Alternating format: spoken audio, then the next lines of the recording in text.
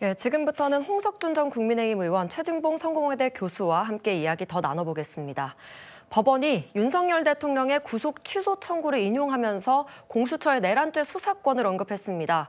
공수처가 내란죄를 수사할 수 있느냐를 두고 의문의 여지가 있으니 이를 해소하는 게 바람직하다는 겁니다.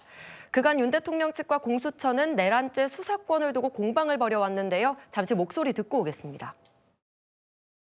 수사권은 법원의 적법한 영장 발부에 의해서 수차례 인정이 된 바 있고 그 부분에 대해서는 아무런 논란이 없다고 생각합니다. 내란죄 수사권도 없는 공수처가 영장 쇼핑, 공문서 위조까지 해가면서 저를 체포할 수 있겠습니까?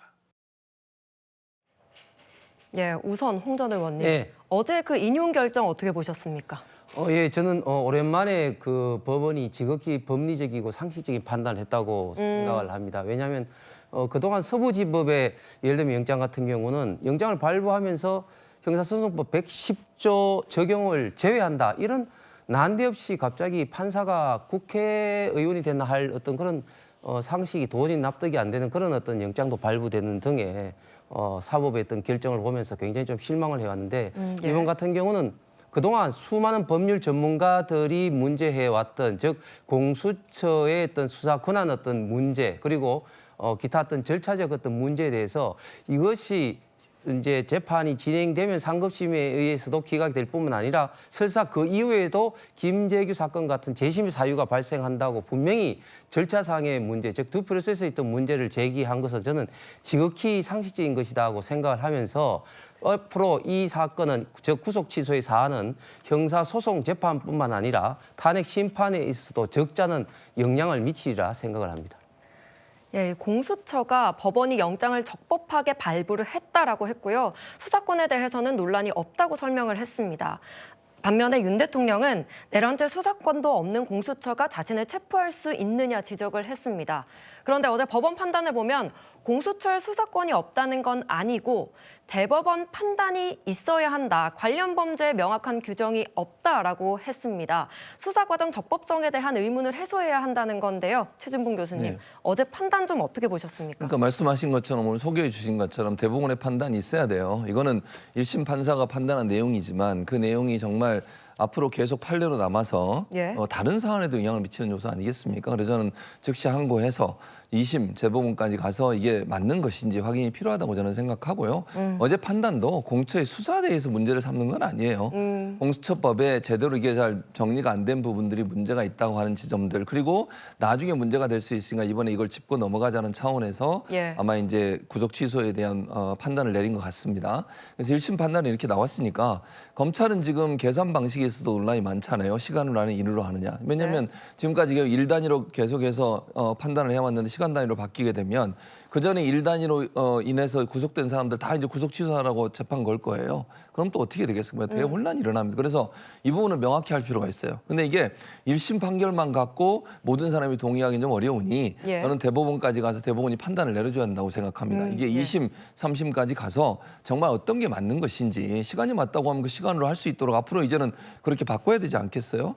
그런 점이 있기 때문에 저는 즉시 항고를 해서 이 부분을 다시 대법원이 판단받도록 해야 된다. 그래야 앞으로 뭐 윤석열 대통령 건뿐만 아니라 다른 일반 국민들이 재판 과정에서 있을 여러 가지 혼란들을 줄일 수 있는 방안이 된다고 생각하기 때문에 예. 이번을 계기로 해서 검찰의 항고 또 제 항고를 통해서 대법원에 가서 판단을 받아야 된다고 생각합니다.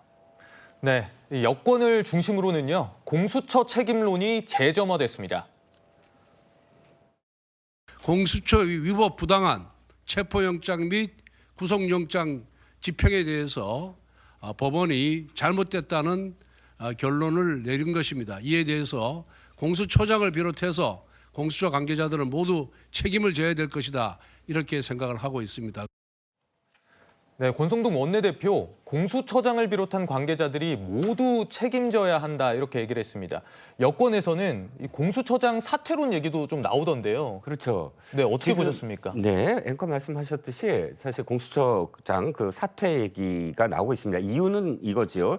어저께 어떤 결정만 지금 갖고 오동훈 처장을 문제 삼는 게 아닙니다. 저는 어저께 판결도 가장 큰 영향을 미친 게 바로 최근에 공수처가 공수처가 수사 과정이나 혹은 이 지금 검찰로 넘기는 과정에서 상당히 많은 무리수를 뒀다라는 거예요. 가장 큰 게 허위 공문서잖아요. 예. 즉 국회에 대한 답변 또는 주진우 의원에 대한 답변에서 압수수색 윤 대통령에 대한 압수수색 영장이나 통신영장을 중앙지법에 한 적이 없다라고 아예 공문에 냈는데 그것이 사실이 아님이 밝혀졌고 어저께 보도 중에 하나가 뭐냐면 검찰발 보도인데 일련 번호가 없더라. 즉 공수처에서 넘겼는데 문서가 넘겼는데 모든 그런 압수수색이든 통신영장이든 뭐 구속영장이든 이 모든 자신들이 발부받고 또는 제기했던 것들을 다 넘겨야 되거든요. 근데 그 일련 번호가 빠졌다라고 어저께 검찰발 나왔습니다. 그건 일부러 중앙지법에 낸 그런 그 이 영장들을 숨겼다는 거예요. 왜냐하면 서부지법에 낸 것이 정당하다라는 걸 보이기 위해서 이런 과정들이 사실 어저께 판결에 저는 영향을 미쳤다고 봅니다. 물론 보도자료나 결정문에는 나오지 않았지만 이런 부분들이 공수처장이 적법하지 않게 지금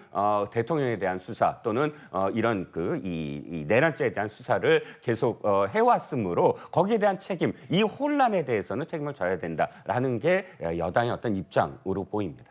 네, 이 공수처장 책임론과 관련해서 김수민 평론가님의 반론을 저희가 하나 들어봐야 될 것 같고요. 그리고 또 궁금한 게 이 같은 재판부가 앞서서 김용현 전 국방부 장관의 구속 취소 청구는 받아들이지 않았고요.